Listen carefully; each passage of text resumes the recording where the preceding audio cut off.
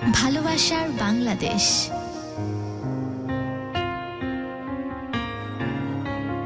ভালোবাসার বাংলাদেশ। আমি ঝকঝকে নাভানা টাওয়ারের মতো বেঁচে থাকতে চাই। এই যে ব্রেনে ঢুকে আছে আমার ঢাকা প্রেমের অফিস হচ্ছে নাভানা টাওয়ারের 15 তলায়। সত্যি আমি ঝকঝকে নাভানা টাওয়ারের মতো বেঁচে থাকতে চাই। নির্দ্বিধায় জানিয়ে দিতে চাই, কবিতা কিংবা গানের চেয়ে একজন নারীর সঙ্গ আমার অনেক অনেক বেশি প্রিয়।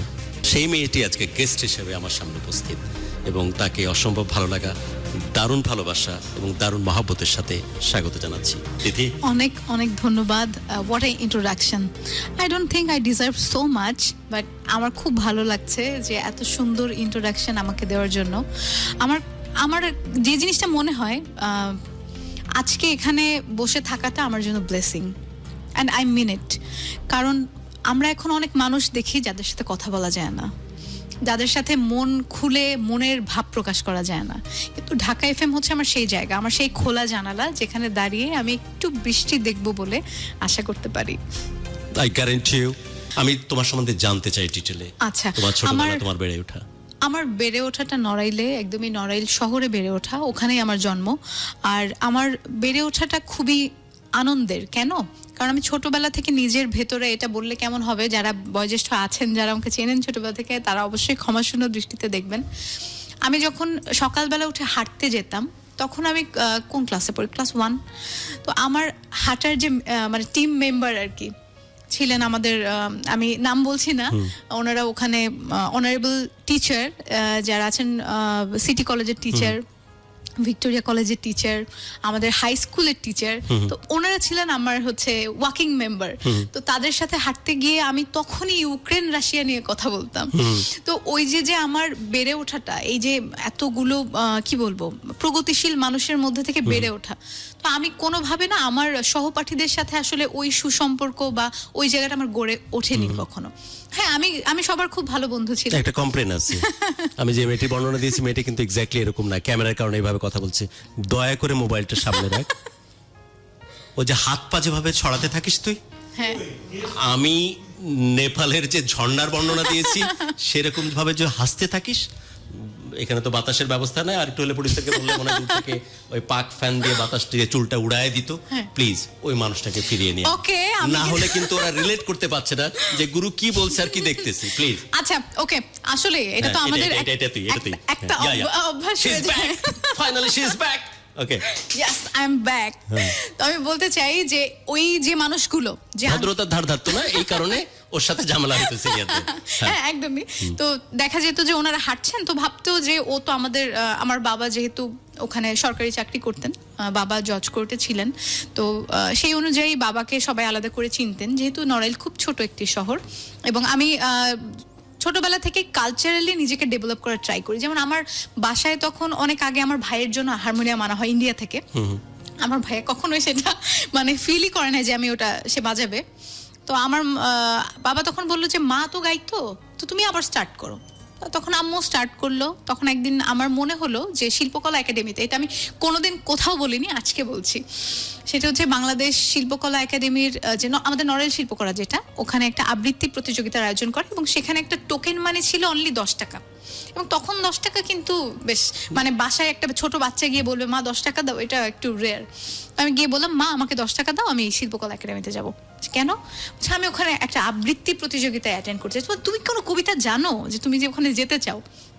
তখন আমি বললাম যে মা তুমি দাও আমাকে, তুমি দেখো আমি ঠিকই ফার্স্ট হব। নিজে নিজে নিজের বই বের করলাম। তার আগে বলতে চাই, আমি কখনো স্কুলে আমার মা বাবাকে অ্যাডভাইজার হিসেবে নিয়ে যাইনি। আমি নিজে রাস্তা পার হওয়াটা আমার মা বলে দিতেন, তুমি রাস্তায় নেমে একদম রাস্তার বাম দিক দিয়ে হাঁটা শুরু করো। আমরা তোমার ক্ষেত্রে আশাও করি না। আমি যে বর্ণনা দিয়েছি, আমার মনে হয় আমার অডিয়েন্স বা দর্শক বা শ্রোতা যারা আছে, তারা এই মেয়েটির ক্ষেত্রে অন্তত এটাই আশা করে যে নিজে নিজে সবকিছু সামাল দিবে। তারপরে তো আমি হাঁটা শুরু করলাম। আমার একদম স্কুল ছিল, আমার প্রথম স্কুল বলে দেই, সেটা হচ্ছে প্রগতি বিদ্যানিকেতন। সেখানে আমার প্রথম স্কুলে যাওয়া। তো আমার হেঁটে আমি যাচ্ছি বাম দিক দিয়ে, একদম সোজা গিয়ে আমার স্কুলের সামনে আমি থামবো। তো আমি বাসার সামনে থেকে রোড ক্রস করে ফেলতাম। তাহলে কি হতো, আমার ওই ঝামেলাটা হতো না আর কি, রোড ক্রস করার। এবং সবকিছু নিজে নিজে মেনটেন করা, বাবা মা বা কোনো কিছু, ইভেন আমার স্কুলে যদি কোনো সমস্যা হয় আমি গিয়ে বলতাম। আর একটা জিনিস, আমার টিচাররা যারা আছেন, আমি খুবই সরি, ছোটবেলায় আমি তাদেরকে আপনি করে অনেক সময় বলতে পারতাম না। আমার মধ্যে সবসময় মনে হতো যে you are my teacher, you are very respected, but I will call you you, মানে তুমি। হ্যাঁ, এবং আমি বলতাম ম্যাম তুমি এটা করেছো, ম্যাম তুমি আমার এটা কেন কেটেছো। এই স্বভাবটা বদলালি কবে ভাই? এটা বদলে গেল, আমি তো পরিচয়ের পর থেকে আপনিতেই আছি। আমি তো ভাবছি যেরকম বাবলি টাইপ দেখতে মেয়েটা, তুমি করে বলো একদম নাকি গুরু আর টিচার ওই কারণে? একদম এই জন্য। তো আমার ওই যে শুরু হওয়াটা, তারপরে এই যে আমার প্রত্যেকদিন সকালবেলা তাদের সাথে একটা আলোচনা বা গুরু গম্ভীর একটা ব্যাপার, মানে লাইফ মানে শুধুই তুমি খাচ্ছ স্কুলে যাচ্ছ, ইটস নট দ্যাট। তোমার যে একটা সুনাগরিক হিসেবে বেড়ে ওঠার ব্যাপারে তোমার যে তাগিদ থাকা দরকার, সেটা আমি আসলে ওনাদের কাছ থেকে শিখেছি। Appreciated, thank you. এবং তারা তখনই বলতো যে তুই একটা এতটুকু বাচ্চা, তুই আমাদের বড়দের কথা একদম জাস্ট এভাবে করে কেন গিলতে থাকিস। তো আমার কাছে এটা মনে হতো যে আমি তো তাদের মতো হতে চাই, আমি তো ওই মানুষগুলোর মতো হতে চাই, আমি হব সেরা একজন মানুষ। মানে ছোটবেলায় যদি আমাকে কেউ জিজ্ঞেস করতো তুমি কি হতে চাও, সবাই বলতো আমি ইঞ্জিনিয়ার হতে চাই, ডক্টর হতে চাই, কিন্তু আমি সবসময় বলতাম আমি খুব ভালো মানুষ হতে চাই। এবং আমার কাছে ওইটাই অনেক বড় কিছু মনে হতো। তো এইভাবে আগাতে থাকে। আমি স্কুলে পড়ি, খুব ছোট ছিলাম কিন্তু সবসময় বড়দের মতো চিন্তা করতাম যে না, কাউকে আমি হার্ম করব না বা ছোটখাটো মজা করব না, কেউ যেন আমার মাধ্যমে কষ্ট না পায়, এগুলো সবসময় আমার ভেতরে ছিল। তারপরে তো গেলাম শিল্পকলা একাডেমিতে আবৃত্তি করতে, এবং আমি ওখানে ফার্স্ট হলাম। এবার শিল্পকলা বাই দ্য ওয়ে, ওর গল্প শোনার সময় খেয়াল রাখবেন কিন্তু আমি কয়েক দফায় বলেছি এটা পাহাড়ি ঝর্ণা, একবার এদিকে যাবে একবার ওদিকে যাবে, ঝর্ণা যে একটা নির্দিষ্ট পথ দিয়ে যাবে এমন কিন্তু না, কিন্তু বাট ফিরে আসবে, ও নিজের গতিপথে ফিরে আসবে। সে 10 টাকা দেন আবার ওই যে আবৃত্তি প্রতিযোগিতা। তো বাবার শিল্পকলা একাডেমির যে স্টেজটা ছিল ওটা মুক্ত মঞ্চ, তো ওখানে দাঁড়িয়ে হচ্ছে। তো বাবা তো ওই রোড দিয়ে হেঁটে আসতেন, জজ কোর্ট দিয়ে যখন হেঁটে আসতেন ওই দিক দিয়ে, বিকাল 5টায় বাবার অফিস ছুটি, বাবা দেখছেন এবং সে আমাকে খুব মনোযোগ দিয়ে দেখছে, স্টেজে ওটা কে, এটা কি তিথি? তো বাবা দেখলো এবং আমি খুব সুন্দর করে, এবং আমি যখন যে কাজটা করি, আমি সত্যি এটা বলতে চাই, আমি ছোটবেলা থেকে মনে করতাম যে yes I am the best, that's why I am here. Of course you are the best. Thank you. মানে তখন কি চাইনিজ ডলের মতই দেখাতো তোমাকে? একদম পিওর একদম মনে হতো কি একটা চাইনিজ ডল। চুলটা বড় ছিল, আর সবসময় আমার বাবা আমাকে একটু ওয়েস্টার্ন ঘরানার ড্রেস তার আর কি ভালো লাগতো দেখতে, আর কি পছন্দ, একটু নায়িকা ব্যাপার থাকবে ওরকম। তো আমি খুব সুন্দর করে একদম টপ নচ বিউটি হয়ে দাঁড়িয়ে আমি বলছি আসলে আবৃত্তি করলাম। বাবা বললো যে আচ্ছা ঠিক আছে, ওকে ফাইন। বাবা চলে গেল, বাবা ওখানে দাঁড়ালো, তারপর আবার ব্যাক করে আসলো, তুমি বাসায় আসবা? আমি বলছি জি বাসায় আসবো। বলছে তোমার এটা পুরস্কার বিতরণী কখনো? আমি বললাম সন্ধ্যায়। বাবা আমাকে সুন্দর একটা ড্রেস দাও তো। সুন্দর ড্রেস পরে আম্মুকে বললাম, আম্মু বলে যে আম্মু, সবাই হাসতেছে, মানে ওইটুকু একটা বাচ্চা একা একা গেল, আবার হচ্ছে মানে টিকিট কেটে কিভাবে আবৃত্তি বলছে, মানে ওনারা কেউ নাই এটার ভেতরে। তো আমি বাসায় গেলাম, রেডি হলাম সুন্দর করে, এবং I was confirm that I would shoot first. মানে আমার এই ব্যাপারে সন্দেহ না যে ফার্স্ট আমি হব? হ্যাঁ, কোনো সন্দেহ নাই। আমি জাস্ট গেলাম সুন্দর করে এবং বললো যে হ্যাঁ, ক গ্রুপে প্রথম স্থান অধিকার করেছে নুসরাত জামান তিথি, আলহামদুলিল্লাহ। তখন আমি উঠে গেলাম সুন্দর করে, এবং it was like a Grammy award for me. কারণ ওই সময়ে বাসার সাথে চ্যালেঞ্জ নিয়ে যে আমার ওই যাওয়াটা একা একা সবকিছু কিন্তু একদম। এবং তখন ওখানে ছিলেন শাহিন মামা, তুমি যদি আমাকে শুনে থাকো, আমাদের শিল্পকলাতে উনি সবকিছু কোঅর্ডিনেট করতেন, এবং এনায়েত আঙ্কেল ছিলেন। আমি আশা করি আপনারা সবাই ভালো আছেন। তো এই মানুষগুলো চিনতো। ও টনি আঙ্কেল ছিলেন, তো তারাও আমাকে, শাহজালাল মুকুল আঙ্কেল ছিলেন। তো তারা আমাকে দেখতো এবং ভাবতো যে ওই বাচ্চাটা ও খুব স্পন্টেনিয়াস, ও খুব নিজে সবকিছু করতে চায়। তো আমি ওইভাবে করে শুরু করলাম, ফার্স্ট হলাম, বাসায় আসলাম এবং গ্র্যামি অ্যাওয়ার্ডটা নিয়ে একদম আম্মু করলাম, দেখো আমি তো ফার্স্ট হয়েছি। এবং আম্মু আসলেই তার মানে ওর মধ্যে পোটেনশিয়াল আছে, তাহলে ও কি করবে, তুমি আর কি করতে চাও? বললাম আমি ডান্স শিখতে চাই। তখন আমাদের যেহেতু বললাম যে একটু আমরা অতটা কনজারভেটিভ না হলেও একটা ডান্স করবে বা হ্যাঁ একটা ওই একটা ব্যাপার থেকে যায়। তো বাসা থেকে খুব একটা আপত্তি করলো না, যেহেতু ছোট ছিলাম। তারপরে শুরু করলাম ডান্স শেখা। আমার নৃত্য গুরু হচ্ছেন গোপাল চন্দ্র, উনি যশোর থেকে আসতেন নাচ শেখানোর জন্য। এবং এর মধ্যে বলে রাখি যে আমার গান শেখার হাতে খড়ি হচ্ছে আমাদের আশিস কুমার স্বপন স্যারের কাছে, এবং তারপরে আমি শিখেছি ডক্টর বাদল প্রামাণিকের কাছে। তারপরে আমি এখন পর্যন্ত শিখছি আমার হাজব্যান্ড মোহাম্মদ শোয়েবের কাছে। তো আমার যত গুরু ছিলেন তাদের কাছ থেকে আমি প্রথমত যেটা শিখেছি সেটা হচ্ছে কোনো কিছুতে তুমি প্রথমে যদি এক্সপার্ট হতে চাও, প্রথমে তোমার সবকিছু একদম মেনে নিতে হবে যে আমি এটাতে কিছুই জানি না, কিছুই পারি না, তোমাকে শুধু কনসেন্ট্রেশন রাখতে হবে। তো আমি শুরুতে ভীষণ বাজে গান গাইতাম, খুবই বাজে গান গাইতাম, এবং আমার গান শুনে অনেকে হাসতো তখন, কিন্তু ডান্সে সবসময় ভালো ছিলাম বা আবৃত্তি করছি।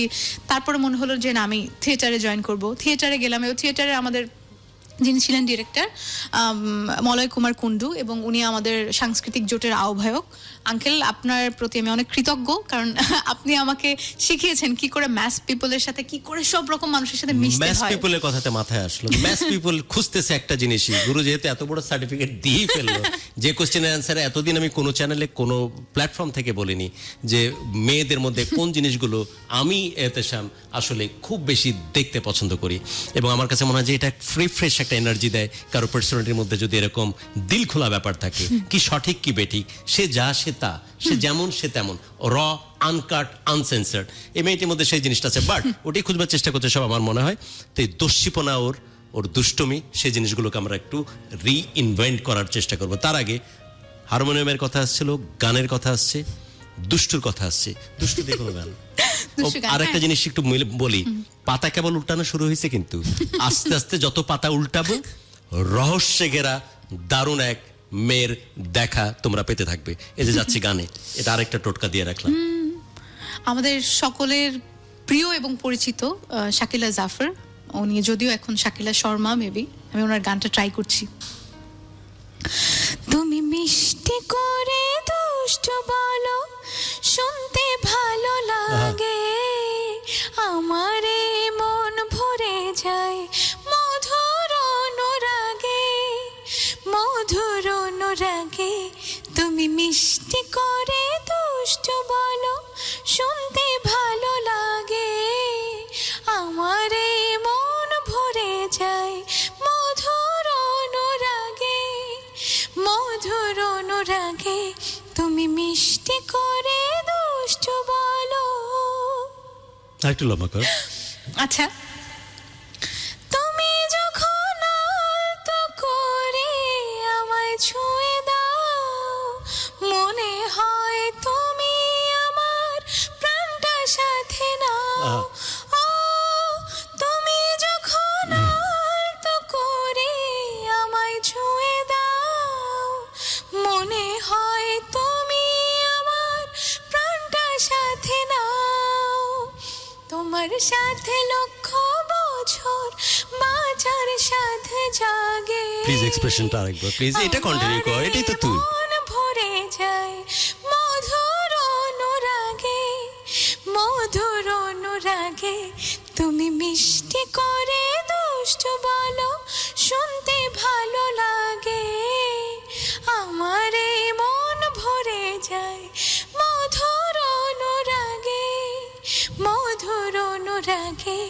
তুমি মিষ্টি করে দুষ্ট বলো। আহ, কে আছিস ভাই? আমাকে কেউ এক প্লেট জোসনা আর এক মুঠো বৃষ্টি নিয়ে এসে দে, আমি মিষ্টি একটা হাটের কোনায় পড়ে থাকি। আসলেই তো তাই। কি ব্লেসড এই মানুষটার হাত, যে মানুষটা ধরেছে। ও যখন চুল একদম এরকম হালকা করে এই করে সাইড প্রোফাইল দিয়ে গান দিচ্ছে আর লুক দিচ্ছে এবং গানটা করতেছে ক্যামেরার দিকে তাকে, it's very good to see. আমি বলছিলাম যে আমার পছন্দ খারাপ হওয়ার কথা না। আমরা বাকি স্টোরিগুলোতে যাব, বাকি জিনিসগুলো শুনতে থাকবো তার কাছ থেকে। বাট এই দস্যি মেয়েটাকে আমরা একটু ইনভেন্ট করতে চাই। আচ্ছা, এই যে দারুণ সুন্দর গানের গলা, আমি নিজেও জানি যে তুমি চমৎকার সুন্দর করে নাচ করতে পারো, দারুণ সুন্দর করে কথা বলো, তোমার অ্যাটিটিউড, তোমার লুক। এবং আমি ওকে বলিনি, অন ক্যামেরা বলতেছি যে মাল্টি কালার, এবং সেটা যদি প্রপারলি কেউ ক্যারি করতে পারে এবং তার কমপ্লেকশন অ্যাটিটিউডের সাথে যদি মানিয়ে যায়, তাহলে মাল্টি কালার যে কত সুন্দর হয় এটা তার একটা কিন্তু রিফ্লেকশন। আমি একটা জিনিস জানতে চাচ্ছিলাম, সেটা হচ্ছে যে অনেকেই তো ভালোবাসার প্রেমের দাবি নিয়ে, ঠিক আছে না, অনেকেই তো আসার চেষ্টা করেছে, বিভিন্ন ভাবে কথা বলেছে, দু একটা ঘটনা এরকম শুনি। হ্যাঁ, আমি আসলে এটা খুব ফ্র্যাঙ্কলি বলতে চাই, আমার যারা শুনছেন, আমার নড়াইলের মানুষ তো অবশ্যই শুনবেন, যে আপনি যখন সোশ্যালি ব্লেসড হবেন কোনোভাবে, যখন আপনার পরিবারে যখন কোনো গুডউইল থাকবে, যে না এই পরিবারের মানুষগুলোকে সবাই আলাদা আলাদা ভাবে চেনে, যেহেতু আমরা একদমই নড়াইলের, তো নরেল ভিক্টোরিয়া কলেজ থেকে আমি প্রেমের প্রস্তাব কোন ক্লাস থেকে পাওয়া শুরু হয়েছে আমার এটা আগে জানা আচ্ছা দরকার। আমি এটা তো আমি ভুলেই গেছি, এটা আমি কেন যেন মনে হচ্ছে যে ক্লাস 1-2 হইতে পারে আমার সত্যি ক্লাস 2 2 তো ক্লাস 2 আমি সালটা তো অবশ্যই বলবো না। আর যে প্রথম প্রেমের প্রস্তাবটা দিয়েছে হি ওয়াজ ভেরি কিউট, বাট আমি আসলে তখন তো একদমই বুঝি কিভাবে না। প্রস্তাব করেছিল? ও আমি ভাইরে তোর সাথে আমার আসলে অনেক মিল আছে। আমি এমনি বলিনি তুই আমার ফিমেল ভার্সন। আমার এখন মনে পড়ে পরিসরের দিকে তাকিয়ে বলতেছি আমি ক্লাস 2 একটা মেয়েকে রং পেন্সিল চুরি করে দিতাম। আমি 5-6 উঠে টের পাইছি ওটা আমার প্রেম ছিল মেয়েটার প্রতি। মেয়েটা এখন কানাডায় থাকে। আচ্ছা ক্লাস 2 দারুণ ব্যাপার। যার কথা বলছি সে কোথায় আছে কি আছে আমি আচ্ছা, জানি যাও, না। আমার শুনি, কোনো- তুই কি হয়েছিল? হ্যাঁ হ্যাঁ, তো ক্লাস 2 এ হচ্ছে আমি স্কুলে গেছি। তো আমাদের আমি বলি দিবা তুই যদি শুনে থাকিস, দিবাকর বিশ্বাস, ও এখন ইন্ডিয়াতে থাকে, ওখানে পড়াশোনা করছে। হি ওয়াজ মাই বেস্ট ফ্রেন্ড তখন। এবং আরো যারা ফ্রেন্ড আছে তোদের নাম নিব না। তো ওরা আমার পাশে বসার ট্রাই করতো। তো দিবা ওয়াজ মাই কি বলবো সিকিউরিটি, যে দোস্ত আয় এখানে বসতে হবে, তিথি এটা করতে হবে, মানে হি ওয়াজ মাই গাইড। তো ও বলছে যে দেখ একটা ও না কিছু একটা তোকে বলতে চাই। আমি বলছি, কি বলতে চাই? বাচ্চাটার ফ্যামিলি হচ্ছে পুলিশ ব্যাকগ্রাউন্ড। তো ও কোনো কারণে একা থাকে হয়তো বাসায়, মানে পরে আমরা এটা অ্যানালাইসিস করেছি। ও হচ্ছে বাসা থেকে একটা আংটি এনেছে বক্সে করে। আংটি এনেছে এবং কলমে খাতা কলম নিয়ে লিখেছে যে তিথি আমি তোমাকে বিয়ে করতে চাই। ক্লাস 2 এ। এবং ও যখন আংটিটা এনেছে আই ওয়াজ ভেরি ফ্রাইটেন্ড যে আমার কেন, মানে আংটি বক্সে করে মানে তো গোল্ড। হ্যাঁ গোল্ড, এবং ওর মা ও কেমনে জানছে যে শুরুটা গোল্ড দিয়ে আংটি দিয়ে শুরু করতে হয়? ওকে, এবং তারপর ও তো আসলো এবং আমি তো ভয় পেয়েছি যে কিভাবে তুমি গোল্ড কিভাবে আনলে বা কিরকম, আমি তো ভয় বাই পেয়ে দ্য ওয়ে যেমনটা আশা করেছিলাম এই বাবলিটাকে নিয়ে তেমনটাই হচ্ছে প্রোগ্রাম, কিন্তু জমে ক্ষীর। কিন্তু আমার দায়িত্ব যেহেতু আজকে হোস্টিং করার, বলতে ভুলে গেছে জন্য ক্ষমা চাচ্ছি প্রডিউসারের কাছ থেকে। প্লিজ কমেন্টস, শেয়ার এবং লাইক বা যেগুলো করা লাগে যে জিনিস করতে হয় প্লিজ ডু, কারণ আপনারা এটা না করলে এবার কিন্তু আমি ধরা খেয়ে যাবো। হোস্টের চেয়ার আমি বসছি, সো প্লিজ এটা করুন। আর আজকে কিন্তু আমাদের প্রোগ্রাম একদম পিকে। এখন আংটি চুরি করে নিয়ে এসেছে ক্লাসমেট। হ্যাঁ, তো ক্লাসমেট আমরা বললাম যে ওর মার আংটি চুরি করে এনেছে, এবং আমি তো ছোটবেলা থেকে একটু স্ট্রেট ছিলাম, তো আমি সোজাসুজি চলে গেলাম হচ্ছে হেড স্যারের রুমে।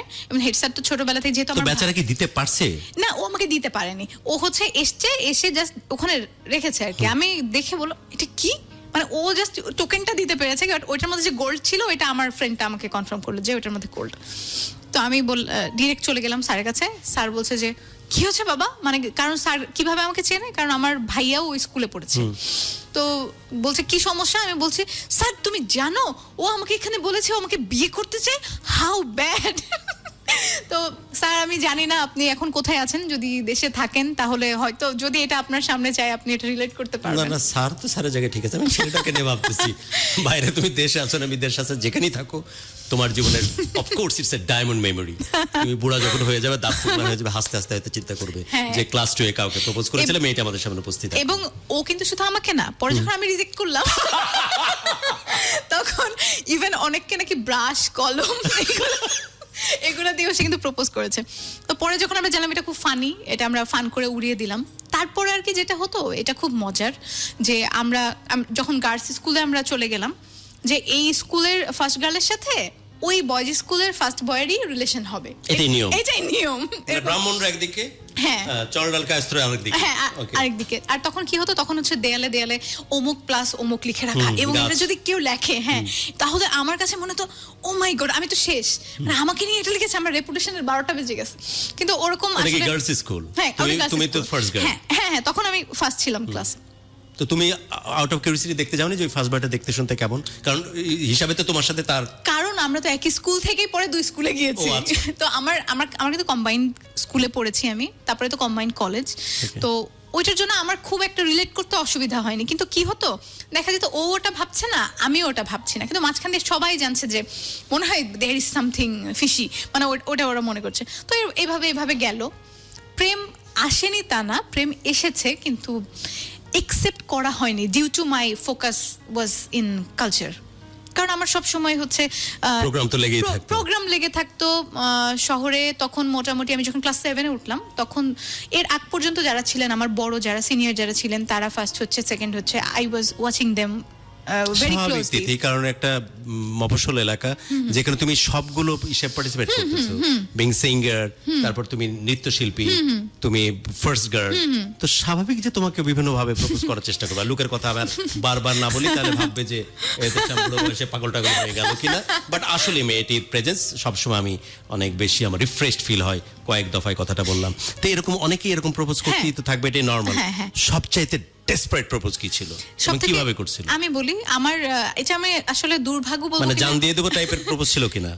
এটা একটা হতে পারে আসলে, আমি আসলে নিজেও কনফিউজ। কিরকম কারণ ছিল? কি আমার 14ই ফেব্রুয়ারি যখন থেকে একটু বড় হলাম আর কি, 7-8 যখন এসছি, তখন আমার তো মোবাইল নেই তখন মার ফোন, ভাইয়ার ফোন, বাবার ফোন সবাই মোটামুটি জানে, এবং যারা এগুলো করে দেখবেন যে আপনার পরিচিতর মধ্যেই করছে আর কি এমন কিছু। তো আমাদের বাসার নিচে দেখা যেত দেয়ালে খুব সুন্দর একটা লাভ আঁকা, তার মধ্যে লেখা তিথি আই লাভ ইউ। এবং বাবা সকালে তো হাঁটতে বের হতেন, তো উনি যখন বের হচ্ছেন তখন হঠাৎ করে চিৎকার করে উঠছে। মানে যেহেতু একটু আধো আলো ব্যাপার, উনি বুঝতে পারেন, উনি ভাবছে কি বিড়াল চিড়াল কিনা, এত নরম কিছুর মধ্যে তার পাড়া পড়ছে। ব্যাক করে আসছে, লাইট অন করছে, দেখে যে পুরা শহীদ মিনারের মতো ফুল, জাস্ট আমাদের গেট ভরা ফুল। এবং বাবা যেহেতু খুব স্ট্রিক্ট ছিলেন, অনেক ভিউ কার্ড, গিফটস, এগুলো আমি কোনোদিন না, মানে আমি সত্যি বলতে চাই, মানে আমি কখনো এগুলো ধরে দেখার আমার সুযোগ হয়নি। জাস্ট ওগুলো নিয়ে একজনকে বললেন যে যাও এগুলো জাস্ট সরাও, এবং আমি বললাম কি হয়েছে, তুমি ঘুমাও, তুমি দেখবে না। তো আমার ওই সুযোগটা হয়নি তো সবসময়। ব্যক্তিটাকে জানা হয়নি না? না, ওই ব্যক্তিটাকেও জানা হয়নি, ঠিক বলা যায়। এখন জেনেছি উনি এখন বেঁচে নেই, আল্লাহ মাফ করুক সেই মানুষটা, উনি বেস্ট নসিব হোক ওনার। কারণ উনি কখনো আমাকে ডিস্টার্ব করেনি, কোনো খারাপ কথা বলেনি, কিন্তু তো ভালো লাগা, ফ্রেশ ভালো লাগে, ফ্রেশ ভালো লাগা। বা উনি হয়তো মাঝে মধ্যে আমাকে বলতেন এরকম যে আমি চাই যে তুমি ডক্টর হও। মানে কিভাবে বলতেন তখন কিন্তু আমি জানি না যে উনি আমাকে পছন্দ করেন বা কিছু, মানে জাস্ট ভালো লাগা থেকে একটা হয় না যে হয়তো আপনার এলাকার হাই হ্যালো আছে, এই কি অবস্থা, এই ধরনের যখন কনভার্স, তাও হয়তো পরিবার আছে সাথে, হয়তো বাবা আছে, না হলে মা আছে, এরকম। আর খুব ডেসপারেট ভালো লাগা বা ভালোবাসাগুলো আমার পর্যন্ত কেন জানি আসতে পারেনি। তবে আমি শুনেছি এটা যে অনেকেই অনেক রকম অ্যাটেম্প নিয়েছে, অনেকে অনেক রকম। তবে আমার জন্য যেটা ডেসপারেট হয়েছে এটা আমি বলতে চাই অনিয়ার, কারণ এটা অনেকেই জানে। আমি তখন স্কুলে পড়তাম, যে আমি ফরিদপুরে গিয়েছিলাম অনুষ্ঠান করতে। ওটা হচ্ছে কবি জসিমউদ্দিন মেলা হয় ওখানে, আমি কয়েকবার গিয়েছি। তো লাস্ট যেবার গিয়েছি, তারপরে যখন ব্যাক করছি, আমি তার পরিচয় দিব না, ওখানেরই কোনো একজন প্রভাবশালী ব্যক্তির আত্মীয়, সে আমাকে সরাসরি আমার বাবার ফোনে, আমার মার ফোনে ফোন করে থ্রেট দিয়েছিল যে আমরা তো ওকে উঠাই নিয়ে যাব, এবং আমার বাবাকে জাস্ট লিটারালি এরকম বলেছিল যে আমি আপনার মেয়েকে আপনার সামনে থেকে উঠাই নিয়ে যেতে চাই, এবং আপনি কিছুই করতে পারবেন না। তো আমার বাবা মা খুব স্বাভাবিকভাবেই ভয় পেয়ে যায়। তারপরে আমরা হচ্ছে নাম্বারটা এসপি অফিসে পাঠাই, এবং আই ওয়াজ ভেরি ব্লেসড যে তারা একদম 24 ঘন্টার মধ্যে তাকে খুঁজে বের করে। আমি দেখতে চেয়েছিলাম আসলে যে ওই মানুষটা কে, যে আমাকে তুলে নিয়ে যেতে চায়, বাট আমার সেই সুযোগটা হয়নি দেখার। কারণ সবাই বলেছে যে তুমি এটা না দেখাই ভালো, বা তোমার এটা না জানাই ভালো। নড়াইল এবং আশপাশের এলাকায় একদম বুমিং সেলিব্রিটি তিথি আস্তে আস্তে করে বড় হচ্ছে, এবং যে যার মতো করে চেষ্টা করতেছে মেয়েটির সাথে ভাব জমানোর জন্য। কিন্তু হু নোজ যে কাঁচা পাকা চুলের কোনো মানুষ যদি তার লুক একটু রহস্যময় হয়, তাহলে এই মানুষটা তারও ক্র্যাশ হলেও হতে পারে। এমন ঘটনা কি ঘটেছে?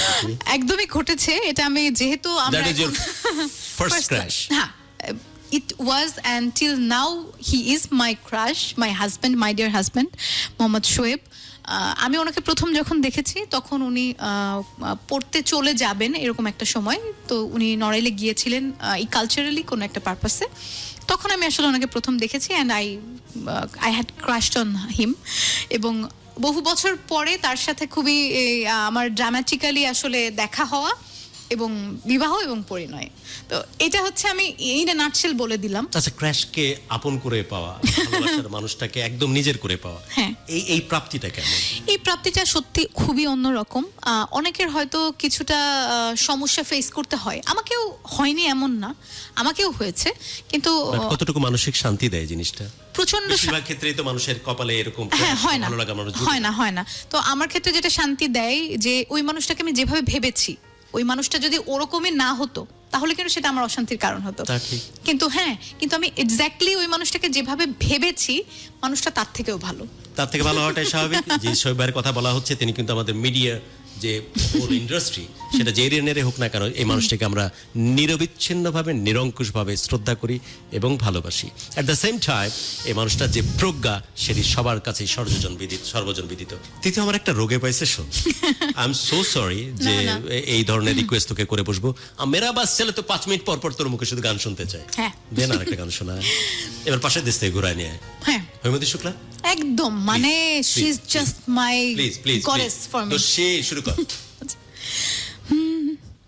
আমি অবুঝের দিদি। মতো কি করেছি, আমি অবুঝের মতো কি করেছি, আমারই অজান্তে হৃদয়ের প্রান্তে, আমারই অজান্তে হৃদয়ের প্রান্তে তোমার মূর্তি কেন গড়েছি, একে করেছি, আমি অবুঝের মতো কি করেছি। আর একটু লম্বা কর।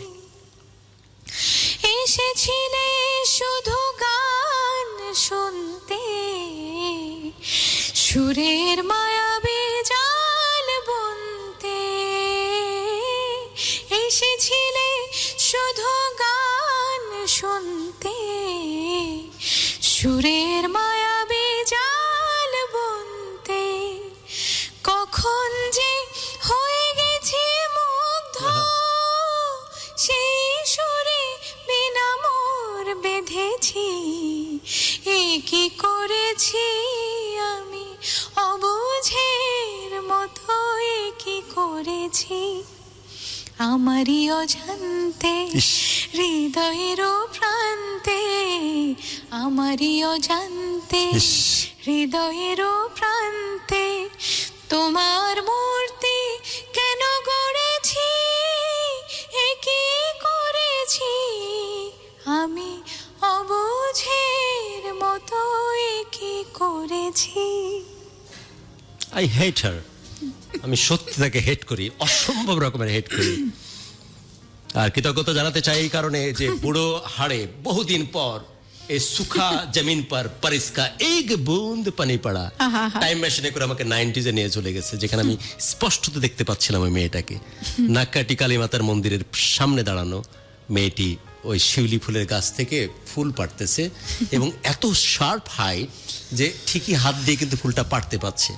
আমি খুবই ভোরে আমার স্কুলে আসতেছি আমি জার্নি করে, তো রাজশাহী থেকে যখন রওনা দিয়েছি তখন রোডের পাশে ওই দৃশ্যটা, আলো আধারের মাঝামাঝি, অনেক ভোরে সকালবেলায় গাড়ি ধরতে হবে। আমার মনে হয় মেয়েটি কোনো কোচিং সেন্টার তো না, কোনো হয়তো প্রাইভেট টিউশনে যাচ্ছে, তার বান্ধবীরাও আছে পাশে। পৃথিবীর সেরা দৃশ্যের একটা। মেয়েটাকে কোনোদিন যদিও বলাও হয়নি, কোনো কালে বলা হবেও না, বাট পৃথিবীর সেরা ইনোসেন্ট দৃশ্যের একটা।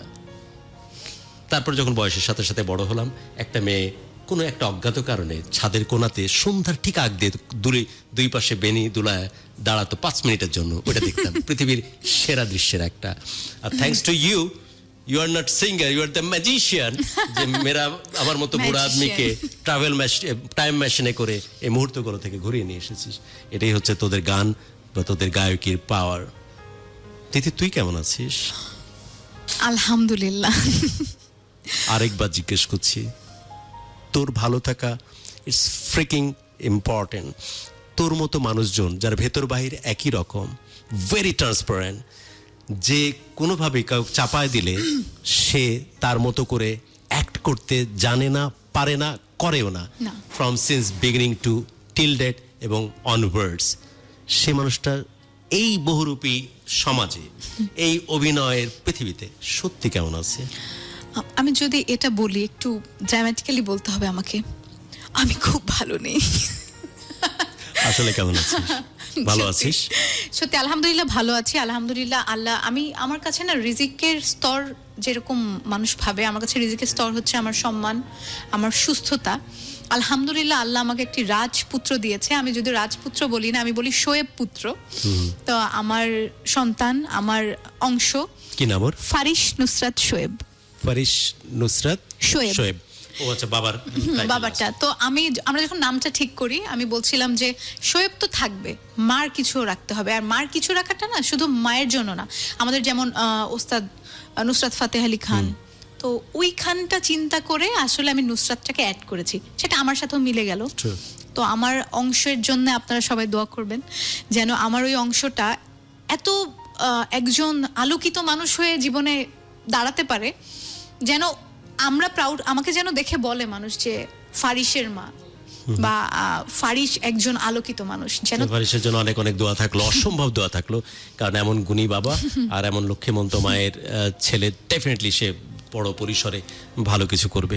আমার এইটা ছিল একটা স্পেসিফিক জানা যে তোকে কম্প্রোমাইজ করতে হয় না, তুই যেভাবে, আমরা তো সব তোকে ওইভাবেই দেখতে পছন্দ করি যে প্রজাপতির মতো পাখা মেলে, প্রজাপতি না, অনেক বড় পাখি, এক আকাশ থেকে আর এক আকাশ উঠতে থাক, and always smiling and smiling. হ্যাঁ, আমার কষ্ট হয়, কষ্ট থাকে মানুষের মধ্যে, তো কাউকে কি থাকেই বলতে আসলে। পারিস তোর কষ্টের কথা?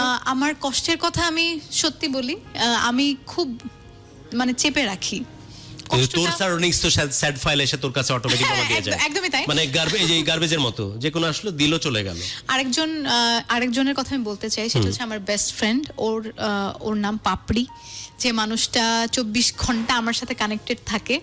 আই লাভ ইউ, তুই আমার বেস্ট ফ্রেন্ড। আমি শুধু তুই আমার বেস্ট ফ্রেন্ড না, তুই আসলে আমার একটা হোম সিকনেস বলে না, মানে she is like my home sickness. এবং আমি লাইফে কোনো মানুষকে যদি, কোনো মেয়ে মানুষকে যদি আমি বলি, তো ওই মানুষটাকে আমি, মানে she knows everything about me. মানে যে কথাগুলো আমি হয়তো দরজা বন্ধ করে কাঁদতে কাঁদতে মানে নিজেকে নিজে হিল করতে হতো, সেটা আমি জাস্ট ওকে ফোন করে, দোস্ত এটা হয়েছে জানিস, ওইটা হয়েছে, অ্যান্ড ও কান্না করতেছে, আমিও কান্না করতেছে, and then it's ending like a happy ending, যে না আমাদের এভরিথিং ইজ গুড নাও, আমরা খুবই মানে সুন্দর একটা সময় কাটালাম, আর কি হয়েছে ওটা আমরা ভুলেই যাই। ভুলেও গেছিস, ওকে ডান ফিনিশ। আমরা অনুষ্ঠানের একদম শেষের দিকে, এই যে তোর কাঁচা পাকা চুলের যে মানুষটির ক্র্যাশ খেয়েছিলি বহু বছর আগে, যাকে পরবর্তীতে বিয়ে করার পরে তোরা এখন ভালোবাসার মানুষ হয়ে একসাথে থাকিস, একসাথে বাঁচিস এবং একসাথে ভালো লাগা মন্দ লাগায় ভাসতে থাকিস, ওই লোকটাই যে ক্যামেরার ওই পারে আছে, যদি কিছু বলার থাকে একদম বরকে উদ্দেশ্য করে সরাসরি নাম মেনশন করে বলতে পারি। একদম, আমি বলি, আমার হাজব্যান্ড মোহাম্মদ শোয়েব একজন অত্যন্ত গুণী মানুষ, এবং ওনার অবস্থানটা মানে এই সমাজের মানুষ তো তাকে একভাবে স্বীকৃতি দেয়। বাট তুই নাম ধরে বল না, আচ্ছা, শুধু তোর কথা। আচ্ছা, সেটা হচ্ছে শোয়েব, আমার ছেলের বাবা। আমি তোমাকে অনেক শ্রদ্ধা করি, অনেক ভালোবাসি, অনেক নির্ভর করি। তুমি আমার জন্য খোলা জানালার মতো।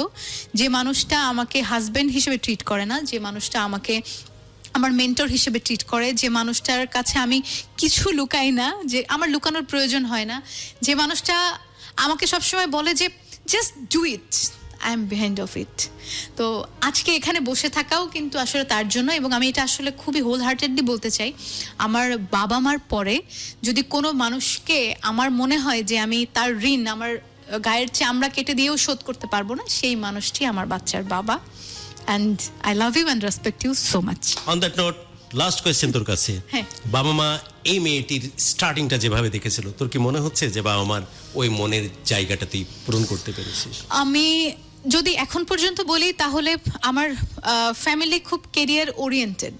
তো আমি এইখানে যে কাজ আমার করাটা বা শুরু করাটা, আমার ফ্যামিলি আমাকে খুব অ্যাপ্রিসিয়েট করছে, কিন্তু তারা আমাকে আরো এগিয়ে যেতে দেখতে চায়। একদমই তাই। আমার মনে হয় ওনাদের জীবদ্দশায় এই জিনিসটা যদি না দেখিয়ে তুই যেতে পারিস, সারা জীবন নিজেকে ক্ষমা করতে পারবি না। আমার বাবা বেঁচে নেই, আমার বাবা মারা গিয়েছেন 2021 সালের 9 জুলাই, এবং আমার বাবা মারা যাওয়ার 2 সপ্তাহের মধ্যে আমার শাশুড়ি, যিনি আমাকে জাস্ট নিজের সন্তানের থেকে কোনো অংশে কম দেখেননি, আমি ওনাকে পেয়েছি 2 বছর। তো এই 2 বছরে উনি আমার জন্য যা যা করেছেন, একদম আমার মনে হয়েছে যে আমার মা বাবাও আমার জন্য এটাই করতেন। তো আমি চাই এই 2টা মানুষ বেহেশতে নসিব করুন আল্লাহ ওনাদেরকে, এবং ওনাদের ব্লেসিংয়ে আমি আসলে এখনো খুব স্ট্রেংথফুলি আসলে আগাচ্ছি। আর আব্বু, I miss you so much. এবং আম্মুর কথা না বললেই নয়, যে মানুষটা আজকে আমাকে বাহ্যিকভাবে আপনারা দেখছেন, এই পুরোটাই আমাকে বাহ্যিক যা দেখা যায় সেটা আমার মায়ের অবদান। এবং এই যে আমাকে সিকিউরলি ছোটবেলা থেকে এত কিছু প্রোটেক্ট করে বড় করে তোলাটা, it's all up to my mom. তো আমার আম্মু, তোমার জন্য ভালোবাসা আমি প্রতিদিনই লিখি, আমি কালকেও মেসেঞ্জারে লিখেছি যে মা, I love you so much, আমি তোমাকে খুব ভালোবাসি। আর বাবার কথা বলতে গেলে, আব্বু, আমি প্রত্যেকটা সেকেন্ড আমি তোমাকে মিস করি। আমি জানি না, আমি যখন তোমার কথা চিন্তা করি আমার চোখ দিয়ে শুধু পানি আসতে থাকে আর আমার মনে হয় যে তুমি হয়তো আমাকে দেখে গেছো আমি ভালো আছি সুস্থ আছি, কিন্তু তুমি আমাকে সাকসেসের যে জায়গাটাই দেখতে চেয়েছো তুমি দেখে যেতে পারোনি। কিন্তু আমি কখনো এটা ফিল করি না, আমার সবসময় মনে হয় তুমি আমার সাথে আছো, তুমি আমার সাথে থাকবে সবসময়, and I really miss you and I love you a lot. একদমই তাই। পরপর থেকে অবশ্যই তিনি সবকিছুকে ফেলে দিয়ে তোকে দেখতেছে, এবং অবশ্যই তুই যে দীর্ঘ নিঃশ্বাস ফেলতেছিস যে বাবা তুমি কোথায়, তুমি থাকো, তোমার মেয়ে, তোমার ঘর, সব কিছুকে করে পর এত হাহাকার, এত শূন্যতা বুকের কোনখানেতে রাখো বাবা, একটা বার, শুধু একটা বার ফিরে আসো। এই আকুতি নিয়ে যখন তুই বসে আছিস, আমার মনে হয় সব কিছুকে ফেলে দিয়ে পরপার থেকে তোর বাবা তাকিয়ে আছে এইটা দেখবার জন্য যে ছোটবেলা থেকে যে উড়াল দিয়েছে এই মেয়েটি, আমি যে ভালো ছিলাম, যে সঠিক ছিলাম, সেটা প্রমাণ তুই একদিন অবশ্যই অনেক বড় পরিসরে করবি। যতদূর পথ তুই এসেছিস সেটা সফলতার স্মারক, বাট আমার মনে হয় you are really design for the better options and in better era, এবং আমার কাছে মনে হয় যে অনেক বড় কিছুর জন্য তুই ডিজাইন, এবং সেই জিনিসটা তুই অবশ্যই সফল কাম হবি। অনুষ্ঠানের একদম শেষ প্রান্তে I'm so sorry. সীমন্ত মেয়েটি পাহাড়ি ঝর্ণার চোখে চোখ তাড়াতাড়ি কার চোখে পানি। আর তুই যে কারেন্ট ছাড়া হাসি দিস, রেডি 1 2 3 গো তিথি, একটু হি হি করে হাসি দিস। এবার আমরা গান শুনতে শুনতে বিদায় নিব। সবার জন্য আরেক দফায় ভালোবাসা আমাদের ভালোবাসার বাংলাদেশের ক্যানভাস থেকে, বাট অফকোর্স সবাই লাইক কমেন্ট তো করবে এবং সেই সাথে শেয়ার করুক। আমার যে পছন্দের বর্ণনা আমি দিয়েছিলাম আর মডেল হিসেবে যাকে আমি রিপ্রেজেন্ট করলাম, আমি কতটুকু সঠিক ছিলাম, তোমরা আমার সাথে কতটুকু একমত নাকি মত নৈক্য আছে, সেইটা তোমরা কমেন্টসে কিন্তু জানান দিতেই পারো।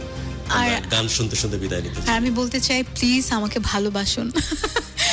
আসলে এটা আমি বলতে চাই কেন, কারণ মানুষের জীবনে আপনি আজকে না থাকলে কালকে দুদিন, আমরা এটা সবাই জানি, কিন্তু I really feel that word. আমার মনে হয় যে আমার লাইফে ভালোবাসা ছাড়া, ভালোবাসা পাওয়া ছাড়া আর কোনো অ্যাচিভমেন্ট খুব বেশি ম্যাটার করে না। তো না, সিরিয়াস হয়ে যাচ্ছি, গান গাওয়া দরকার। গান শুনতে শুনতে যাই, বাট তোকে চাইতে হবে না, ভালোবাসা আশ্রয় পড়বে তোর সমস্ত কদম জুড়ে, এবং পৃথিবীতে তুই আরো বড় হ, জীবনটাকে অনেক বড় করে বাঁচ, এবং বিভিন্ন ফরম্যাটে ভালোবাসা তোর কাছে এসে আশ্রয় পড়ুক। এবং আমি গানটা শুরু করার আগে বলতে চাই, সরি ফর ইন্টারাপ্ট, যে এই মানুষটাকে নিয়ে আলাদা করে বলবো না। আমাদের আমি দিছি 10 টাকা, তাহলে একটু বেশি, আর তুই 5 টাকা দিছিস। হ্যাঁ, এবার আমার প্রশংসা। হ্যাঁ, না কোনো প্রশংসা না, আমি বলতে চাই এই মানুষটাকে আপনারা যা দেখেন এই মানুষটা ঠিক এমনই। এক্স্যাক্টলি, এটা সত্য, এটা সত্য, এটা আমি জানি, আমি আসলেই তাই, আমি যেমন আমি তেমনই একদম। আচ্ছা, গান গাই, কি গান গাই? পাশের দেশ। হ্যাঁ, আমার তো হৈমন্তী শুক্লা। তো আমি একটু ভালোবাসার গান গাইবো কিনা ভাবছি না, যেতে যেতে ভুলে গেলাম। মনে কর আমাদের এত তাড়া নাই, আর বাইকে কমেন্টস গুলো কিন্তু আসতে থাকতেছে। হ্যাঁ, ও আর প্লিজ বেশি বেশি শেয়ার করবেন এবং আমার সাথে যুক্ত থাকবেন। এবং আমি কিন্তু কি নিয়ে যুক্ত থাকি একটু বলে দেই, এটা মনে করতে করতে। মর্নিং মাইকে কিন্তু রবি থেকে বুধবার পর্যন্ত আমার সাথে আপনারা থাকবেন, সকাল 8টা থেকে 11টা, শুধুমাত্র ঢাকা এফএম 90.4-এ। এছাড়া রেডিও আম্বারেও আপনারা আমাকে শুনতে পারবেন। স্মৃতিকাব্য নিয়ে থাকবো সবসময় দুপুর 2টা থেকে 5টা, এবং থার্সডেতে থাকবো আপনাদের সাথে উইকেন্ড বাজ নিয়ে, যেখানে কিন্তু আমি অনেক মজার কথা বলি এবং আপনাদের সাথে অনেক দারুণ আড্ডা দিব। তো সেখানে আমার সাথে যুক্ত থাকতে পারেন। ওই যে বলে না, ঢেকি সঙ্গে গেল ধানবান, finally Tithi, professional Tithi is back. Sir, গানে যাই। সবার কাছে tata bye bye. Tata bye bye. ঠিকানা না রেখে ভালোই করেছো বন্ধু, ঠিকানা না রেখে ভালোই করেছো বন্ধু, না আসার কোনো কারণ সাজাতে হবে না তোমায় আর, বানানো কাহিনী শোনাতে হবে না, কথা দিয়ে না রাখার, ঠিকানা না রেখে ভালোই করেছো বন্ধু। হঠাৎ খেয়ালি দিনে কোনো অভিযোগ নিয়ে, হঠাৎ খেয়ালি দিনে কোনো অভিযোগ নিয়ে, সুযোগ পাবে না দিয়ে যেতে আর উপহার, না আসার কোনো কারণ সাজাতে হবে না তোমায় আর, বানানো কাহিনী শোনাতে হবে না, কথা দিয়ে না রাখার, ঠিকানা না রেখে ভালোই করেছো বন্ধু। Thank you.